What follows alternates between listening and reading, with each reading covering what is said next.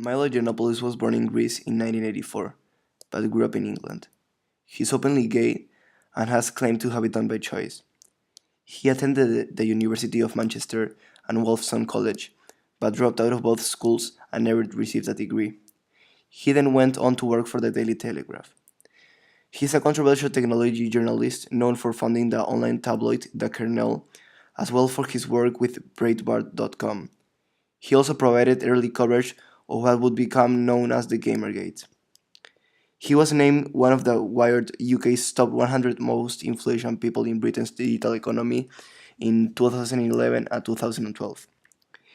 He has said many controversial things, such as, "I care about facts, I don't care about your feelings," or "Feminism is cancer." In this FOA, we will analyze an interview with Milo Yiannopoulos and how he manages to connect with the audience. Thank you so much. Lots of people want to label you, so tell us, what does Milo stand for? Well, I'm a free speech activist, so sometimes I say outrageous and controversial things. Sometimes I'm a jokester and a trickster and a Loki-esque figure. The political left, the feminists and the social justice warriors and the leftist journalists don't like me very much and call me a variety of names because they find me difficult to categorize. They don't understand how a gay guy could have these opinions or whatever. I don't really fit into any box, so I represent sort of a threat to them because I'm persuasive and charismatic and have a huge fan base. They just really don't know how to deal with me. Very modest as well, darling. Also very humble, very humble. Milo, I'm a feminist, and I'm proud to be a feminist, and a lot of what you say... That's okay. I'm sure they'll cure you soon. No. There's chemotherapy for that. No. What, I suppose, of course, everyone is entitled to a view and to free speech, but the issue that I have with you, and I suppose a number of critics have with you, is that you seem to just stir up hate for the sake of it, because you want to get a reaction, because you want to provoke, and you don't seem to then take the consequences for that. I don't think it's fair to say I stir up hate. I mean, most people would admit, I think, if they're being fair and reasonable, it's very difficult to describe yourself as not a feminist if you're in public life. And that's an enforcement of a particular political orthodoxy that is not shared by the majority of the public. I mean, very few women describe themselves as feminists. Fewer than 1 in 5 in America, just 7% in England. I'm sure the numbers for Australia, being a very sensible country, are about the same. These ideas that are being enforced in popular culture and on TV are not views reflected in the public. And the gap between the media and people at home is growing all the time. That's my insight, and that's what I seek to expose and ridicule and have fun with. It's perfectly fine if you're a feminist. My problem isn't that. My problem is not you personally, but my problem is with those feminists who require us all in public to say we are too, when we might not be. We might think that feminism has run its course and had its day, I'm not particularly interested in anybody else's specific positions. What I'm interested in is an open marketplace of ideas. A fair, open system where everybody can express themselves without fear of censure, without fear of professional disaster or social, peril, just because they cracked the wrong joke on Twitter. At the beginning of this extract, we can see how Milo is currently speaking to a feminist. He expresses himself about feminists and talk about why he doesn't quote-unquote like them. He, in some kind of way, seems to find funny the people who say they are feminist. He tells the interviewer, "I'm sure they will cure you soon," making the viewers and interviewers, which are feminists, become affected because he makes them sound as if it's a bad thing to be a feminist. Milo uses a formal language in which helps himself to get the audience attention, since he sounds like a smart guy which knows what he's doing. Here, there are all kinds of audience, such as the feminist, non-feminist, and the ones who don't really care and just think it's funny.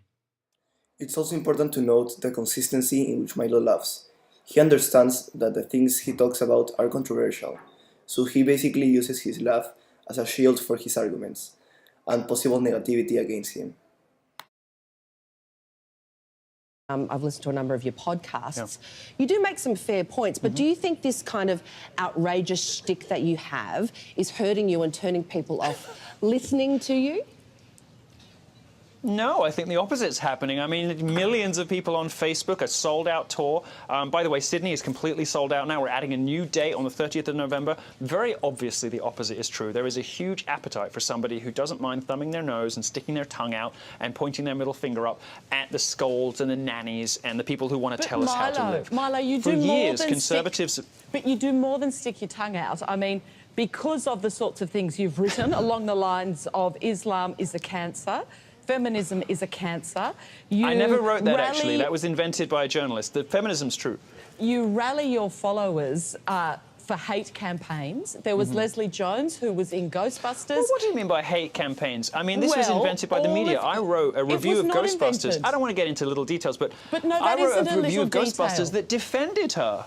It isn't. No. The little detail is that actually, I wrote a review of Ghostbusters that defended her. Then some people said some mean things about her, and I was blamed. Well, we don't blame Beyonce when her fans say mean things to Taylor Swift. Wait a minute. We don't blame, Justin Bieber when his followers who said incredibly racist things about her. Some mean people. So yeah, why and then, I went on CNN and I said it was horrible, so and then, I said it was terrible. So but then I'm why not don't responsible you for what they say. I'm responsible for what I say. Of a consequence of what you say, because I think there is so much hate in the world, and you seem to think it's funny. You seem to sort of think... Oh, I do think it... No. But it's not funny. Most of what's characterised as hate and abuse and harassment, this is all a sort of a hysterical drumming. It's like a moral panic by the media. The reality is some people in power don't like jokes being made about them. And I'm perfectly happy to tell jokes about powerful people because they can take it. I don't tell jokes about ordinary private citizens. I don't ruin the lives of private citizens like journalists do. Gawker's journalists who destroyed that woman, Justine Sacco, because she told the wrong joke. I tell jokes about people in power. I tell jokes about politicians, celebrities, journalists, university professors. I tell jokes about people in positions of huge institutional power who can take it. I punch up, not down. Milo tries to give a fair point about other people misleading what he's actually trying to say. Several journalists have invented things such as Islam is cancer, which has in some kind of way affected Milo because other people actually think that he said it. Milo uses body language and facial expressions while he speaks. Also, the tone that is used while he answers the question gives more emotion to the interview. Milo's audience hasn't been lost. Milo has millions of followers. His audience is based more on the people that don't really care about the situation and think it's funny rather than the people who are in favor of the situation, such as feminists, Democrats, right wings, left wings, etc. We can also see two different points of view here. For example, Milo says that he's not responsible of what other people say, but the feminist interviewer says that actually people, in this case Milo, can influence other people into saying certain things. So we can see how influence and media is very powerful. I'm much more interested, by the way, in your question about Daddy and about Daddy Donald Trump. I called him that because I think it sort of annoys everybody, but also because it reflected the role that Donald Trump was playing in culture and in society at the time. He was one of those people that kind of slightly made you cringe sometimes, made you a little embarrassed sometimes, but was basically right, basically had your interests at heart. And if you stuck by him, you knew he was going to look after you in the end. I found that a lot of female voters who you might not have imagined would vote for Trump because of perhaps his locker room talk or whatever, were voting for him anyway, and they loved him. Why? Because he was this strong, masculine figure who projected strength and maybe a little machismo versus the previous president who was, limp-wristed and useless and never inspired. There were no women fainting in the aisles or lightheaded on the chaise longue for Obama towards the end. But there were for Trump, and I found it fascinating. And so anyway, I called him Daddy, and it annoyed the left and the right, which is exactly where I live. If both sides are upset with me, that's what I want. I want both the conservatives and liberals mad with me. Then I know that I'm probably okay. In this extract from the interview, we can see Milo first having a laugh about the topic going to be analyzed, and then starts to introduce his points. This way, the audience listens to his points while connecting to him with his charisma. By doing this, Milo can make the audience understand topics they have refused to understand before.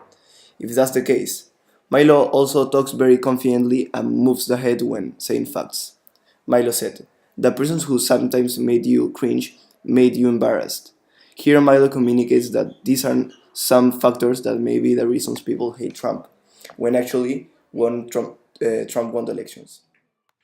Milo shows how he's trying to annoy everyone and demonstrate that he isn't in favor of either the left or the right wing.